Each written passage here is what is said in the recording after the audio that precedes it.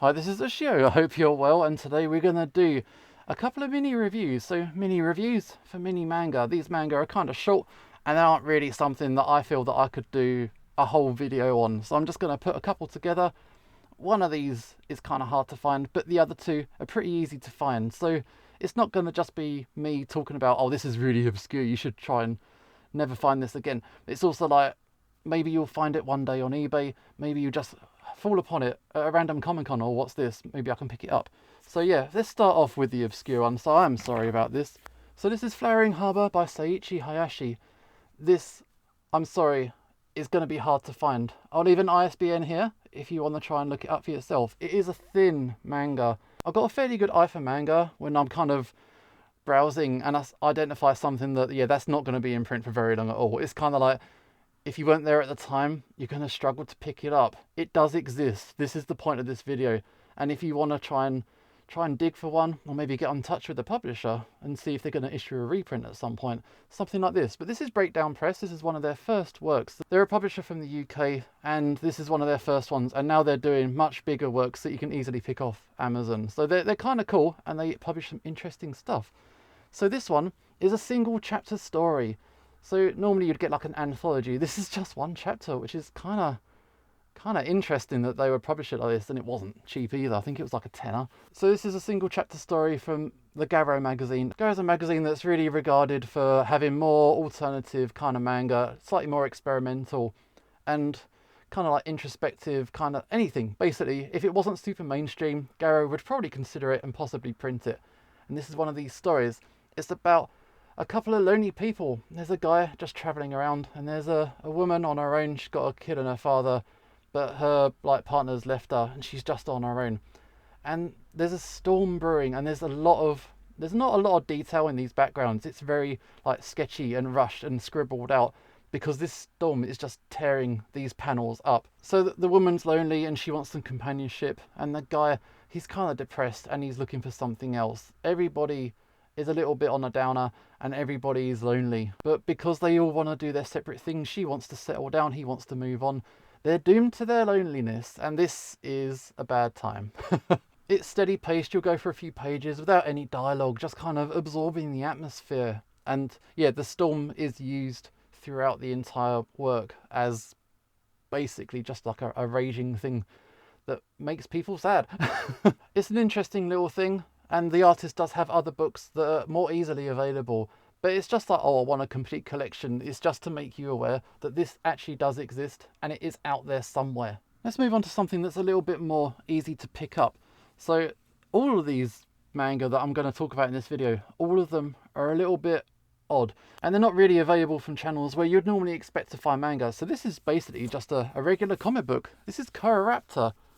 This is a single issue, just a comic from Antarctic Press, from Hiroshi Kanatani, and he is an artist who really specializes in doing big kaiju monster artwork, and he does it very well. The story is about a Native American who wants to take revenge on this kaiju monster that summoned up a big storm that wiped out his family. However, there's also a cigar chomping landowner who wants to stop him, and there's a bit of a three-way conflict there. But ultimately, this guy is going to fight a giant kaiju, and that is cool.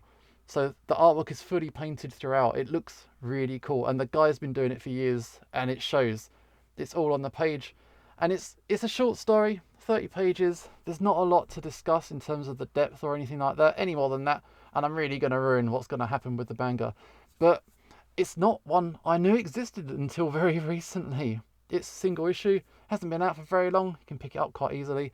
And if you just want to see some cool monster kaiju with some really nice artwork, you can do worse. It's a lot of fun. Okay, so the third manga I'm going to talk about today is kind of like a weird digital manga. It is unusual. So let's talk about Phaedo and the fact that that is not an advisable name for a manga. And anyway, it is and it isn't an Osamu Tezuka manga. It is a manga that has been procedurally generated by an artificial intelligence. This is what we're told. It's a collaborative work between humanity and AI, and they work together and they got this manga. It's odd.